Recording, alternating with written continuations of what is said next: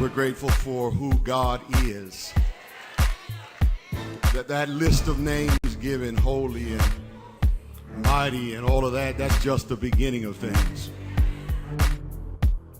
When Jesus was jousting with the Pharisees, Jesus made it clear to them that when you start talking about me, you're talking about something that surpasses Abraham.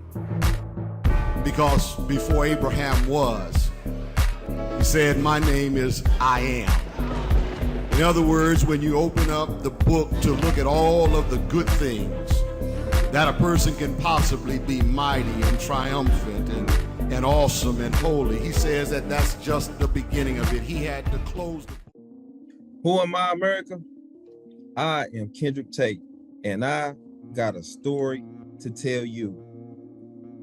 Born and raised in Knoxville, Tennessee, had amazing parents who brought me up the right way, had amazing parents and that taught me wrong from right. I had brothers and sisters that taught me how to be positive and how to be respectful. I even had brothers and sisters in the community that also taught me wrong from right. But the story is that I was tempted to be something that the world often sees us as, and that's criminals. You know, the world sees Black men as a threat, but I was able to overcome all of that.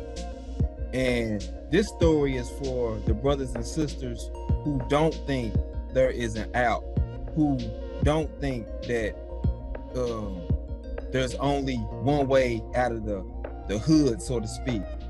This is for you. My story is, through all the temptation, through all the obstacles that was put in front of me, I was able to maintain. And I'm happy to say that, you know, I had three brothers and three sisters. And I'm proud to say, like, none of us was never incarcerated. None of us got involved in the system, neither in juvenile nor in the adult system. So my story is, I overcame. And I'm gonna tell you how I overcame.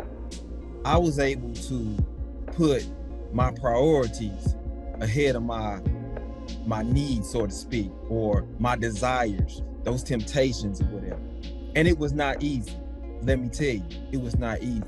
But see, I grew up in a time where the OGs was a little different. And I grew up in a predominantly Black neighborhood. We wasn't dirt poor. We had things or whatever, but I knew my mom and dad, like, they scrapped and they scraped for everything, and nothing was given to them. You know, everything that they worked for, they earned, and they passed that on down to us, and which made me kind of respect and appreciate everything that we had, because we never went without. And that's one thing I can say about my parents, who are now dead and gone. Lost my dad when I was 12, lost my mother about 4 years ago on Christmas Eve. She just passed, so still dealing with that grief. But I said all of that to say this: I still made it, right? Because I wanted to make them proud. And going back to the OGs back during my time, because there was a lot going on. I lost cousins to drive-bys. I lost good friends to drive-bys. And not too far from the crib, there was a spot that everybody, there was a project that everybody wanted to go, right? And my sister lived in that project. So I would often hang around those projects and whatnot, you know, during my downtime or whatever.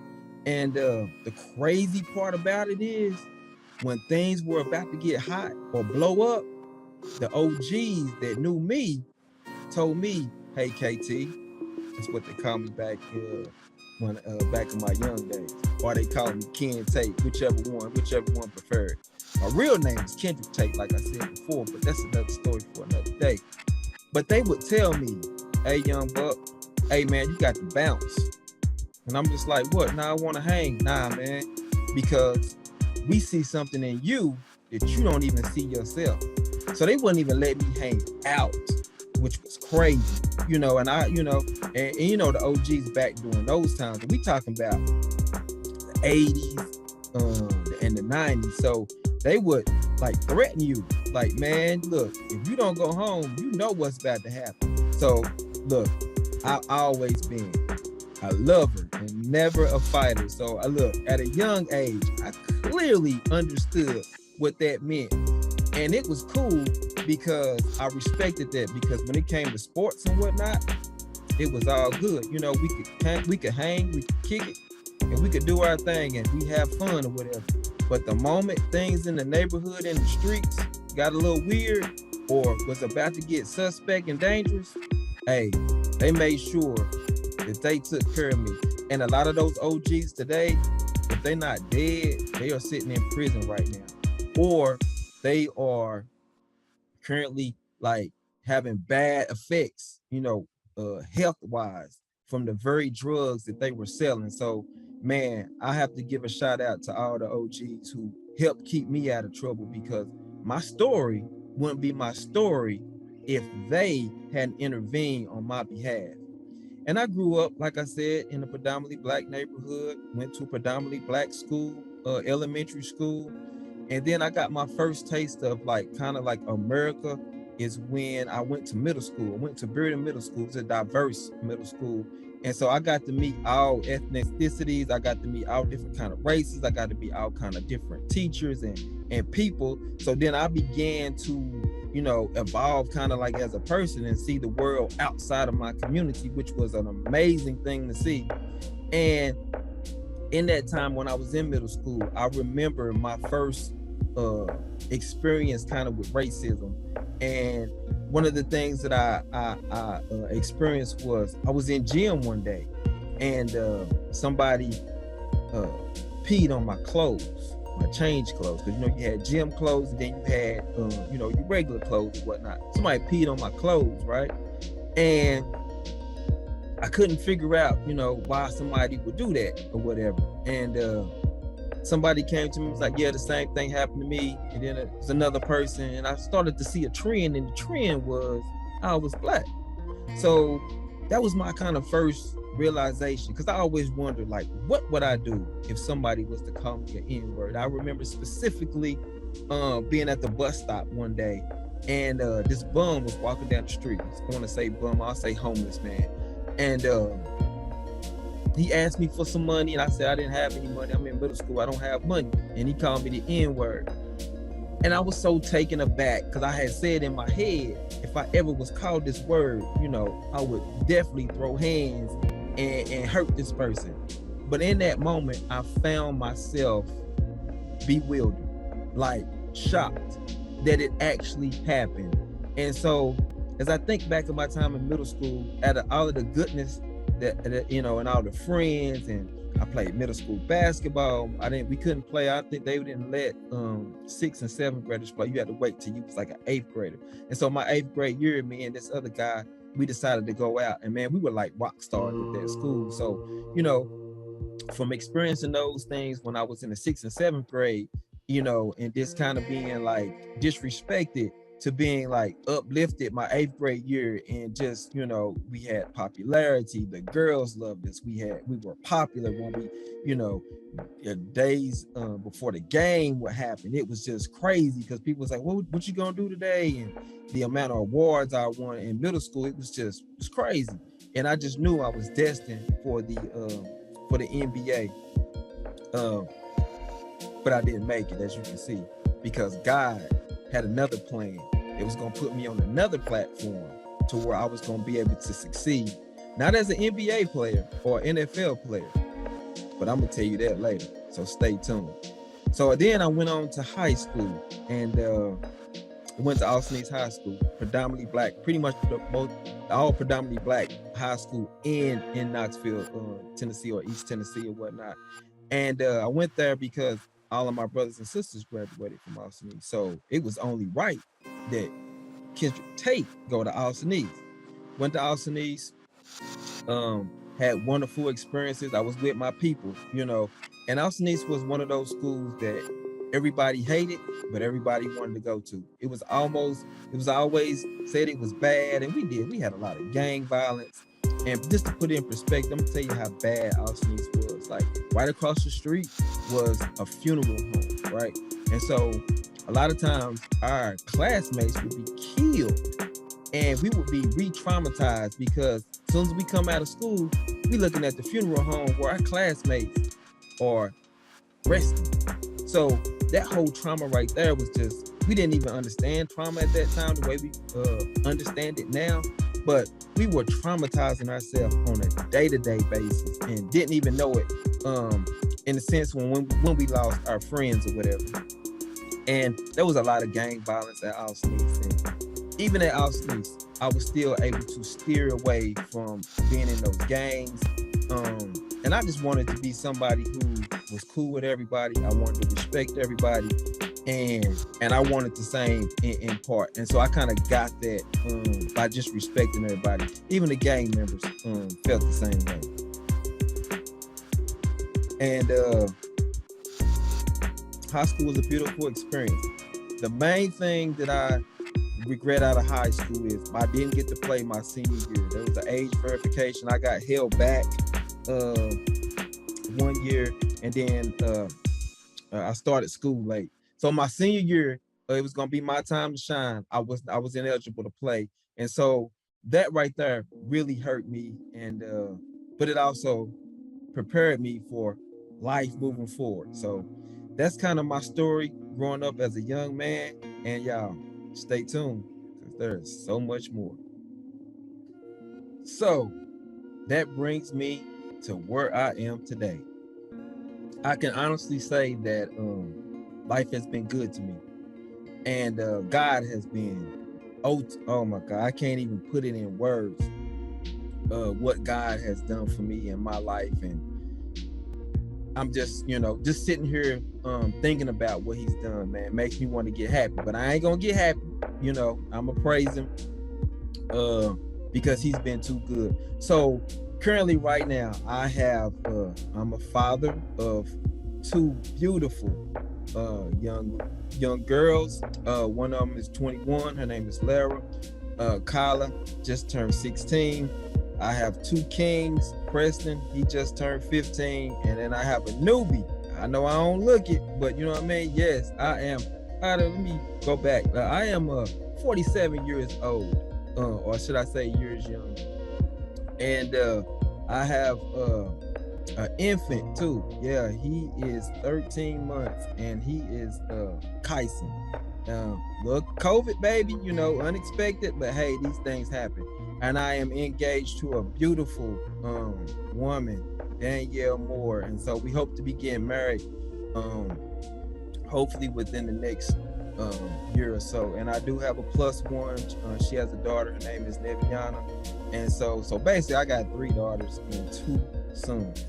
So you asked the question, what am I doing today? Well, today I am a juvenile probation officer. Yes, I am currently working with at-risk youth. I'm also a game changer. And this is a program through the YWCA. We focus on educating middle school boys about sexual assault, domestic violence, consent, healthy, unhealthy relationships, and things of that sort. And so we also teach them bystander intervention and how to intervene when it's safe. And so these 2 programs that I'm currently affiliated with and working, I love them from the standpoint I get to talk to young men across this state and in my community about how to be better men. And see what I'm doing, which I never saw myself doing. I never said I would work with at-risk youth. I never said that I would, these are things that was not in the plans. Like I said before, I was hoping to go to the NBA, but that never came to fruition. God had a bigger plan, and this bigger plan consisted of changing people's lives. And so that's what I have dedicated my life to. it's a gift. You know, everybody can't work with young people, and I'm not bragging or anything, but it's just a bold truth. Everybody can't work with youth in this capacity. It takes a special individual. So shout out to all my social workers out there, that especially those that are working with the youth, because you know that takes on a whole nother connotation of of patience, of want to, you know, because we got our own issues ourselves. Our kids have their own issues, and so now we taking on those particular family issues and trying to figure out and come up plans for them. And so the beautiful thing about my job is seeing kids come in when they pick up charges and they be in the worst state. And I'm not going, you know, sugarcoat this from the standpoint that, you know, I work with kids from charges that stem from cigarettes at school to, man, first, second, third degree murders. I've had kids on my caseload that have died. I've attended funerals of my kids that have died. You know, I went to court proceedings of kids that have committed, like I said, first degree murder. So when we talk about juvenile court, we're talking about like all aspects, you know, that you deal with. And you build rapport with these young men and women. And you become that mentor, you become that brother, you become that father figure, because a lot of especially our men of color, or they don't have fathers. And so you find yourself standing in that gap to be their father, and you take on that. And those are things that, you know, you don't think about when you're actually doing this work, but you are. And so I've taken it personally to make sure that these young men and young women get what they need. And let me go back to Game Changers a little bit. Being in these settings with these young men and talking to them about why it's important to respect and protect our women and girls is very, very serious. And it is very, very important, because especially not and we referring to all women, but especially our black women, we got to learn to protect. Because if you look at it, when we look at music, when we look at commercials, and we look at some of these things, they're sending subliminal messages that women don't matter. So our job is to cut down and, you know, navigate through all of that and teach our young men that, you know, women are important, and it shouldn't matter whether you know them or not. You know, we got special things that we teach them on how to intervene. And it doesn't have to, when you intervene, you don't have to intervene physically. Sometimes it's just removing the potential victim out of that situation. So from that standpoint, I love Game Changers, because it actually saved my career. Because like I said before, there's a lot of weight when you are a probation officer, because you carry those worries of your kids and your families on your caseload. And so I needed to be re-energized, and being affiliated with the YWCA, and I'm so happy they allowed me to be the senior mentor coordinator for that for the program, and basically made me the face of the program, because it renewed my energy and it helped me to get to where I am today, especially when it comes to youth. So I will be forever grateful to the YWCA. So y'all make sure y'all go look that up, Game Changers. It's the YWCA Game Changers mentoring program. Y'all make sure y'all go check that out. But I will say that my career has been amazing. I look back and I see kids that I've worked with 20 years ago. Mr. Tate come up to me at the mall, at the store, and be like, Mr. Tate, hey man, thank you for everything you've done. Thank you for locking me up. You know, thank you for helping me and being a father figure. I mean, there's no amount of paycheck, there's no amount of money that you can give me, and I'm still cool with these young men that, you know, that I had to lock up or put in state's custody years after years. And so I'm just thinking about when I was in college and I was trying to figure out, you know, what I wanted to do with my life and all the things that, you know, that was in front of me and where I was going to go. And I was able to go to the University of Tennessee and get my sociology, bachelor's in sociology degree, you know, being the first one in my family to actually graduate with a college degree. And then I wanted to take it a step further. I wanted to go to Capella University and went there and got my master's degree in criminal justice. And I'm not saying all that to brag. I'm saying that all of that to let other young people know, and other people who may be in my same situation, it's possible. Yes, there are barriers. Systemic racism is a thing. It is real. But that does not mean that you can't overcome those barriers. And I tell you, by the grace of God, I'm fortunate enough to be sitting here telling you my story, because I could be in prison. I could be one of those numbers. I could be one of those young men out here committing crimes and terrorizing neighborhoods. But that's not my story. My story is one that had to work for everything that he got. My story is I had to hustle and grind for everything that I got. My story is I said I will not, you hear me? I said I will not fail, because I owe it to the people that paved the way. Now, if that don't put chills in your bones, I don't know what will. Because I come from a place of realness and authenticity, and I will not take no for an answer. Success is success, and it must be earned. And it ain't nothing in this world that can stop you. Yes, we have things, because we got to read 2 books today, 1, right? But that don't stop us, right? Because, like I said, our ancestors didn't die for nothing. We owe them this. So I just wanted to tell you all that anything is possible. I have been blessed. I have been given a platform. And who am I not to deliver to the people that need help? That is my goal.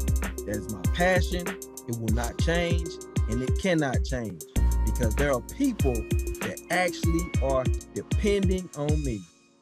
And that is my story. Who am I, America? I am Kendrick Dion Tate. Mother, Rosella Tate. Father, Harold Tate. I am a probation officer with Knox County Juvenile Court and a game changer with the YWCA. This has been my story. I hope and pray that it will not fall on deaf ears. And just know, you can be the change, but you can't change anything unless you take that first step. I took my first step years ago, and look where I am today. It won't be easy. It will be difficult. And there are going to be some dark days, but just know those dark days won't last forever. And that sunlight is on the other side. And once you step into the light, there's no going back, because only you can stop you. I love y'all. I appreciate y'all. Y'all stay blessed. Don't ever and ever be worried of the things you can't control. If you see it coming, let it come. The fight is not yours. All you got to do is to build up your strength in union with the Lord and by means of His mighty power.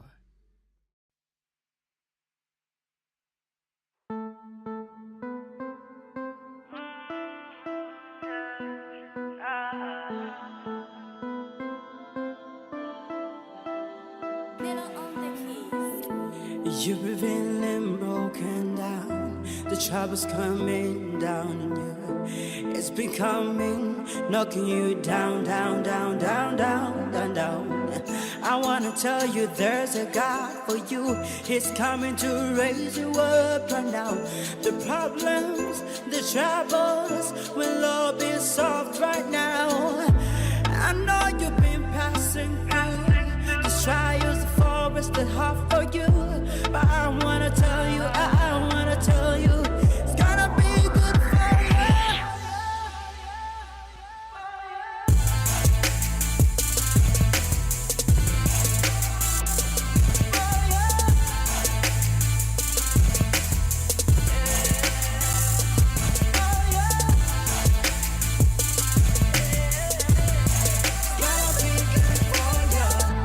promise that when the sun goes down, he'll be there for you. Through the valley of death, through sound I feel. When confusion surrounds you, such strongest God to back in the forest, all on dark nights, all friends gone. Just be still for his time. Hold on when the strong wind blows by.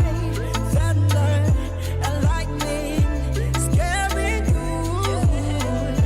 I know you've been passing through the trials from not so hard for you. But I wanna tell you, be careful of this heart. Perfect fire. Gotta be good, gotta be good, gotta be good, yeah. Gotta be good, gotta be good, gotta be good, yeah. Gotta be perfect no matter what you trouble with. Gotta be good, gotta be good, gotta be good, yeah. I'm telling you, it's gotta be perfect. Perfect, perfect, gotta be perfect, perfect, yeah. Perfect, perfect, perfect, perfect. Gotta be good no matter what you're facing right now. Gotta be good. Gotta be good. So push on, push on, push on, yeah. Move on, move on, move on, move on.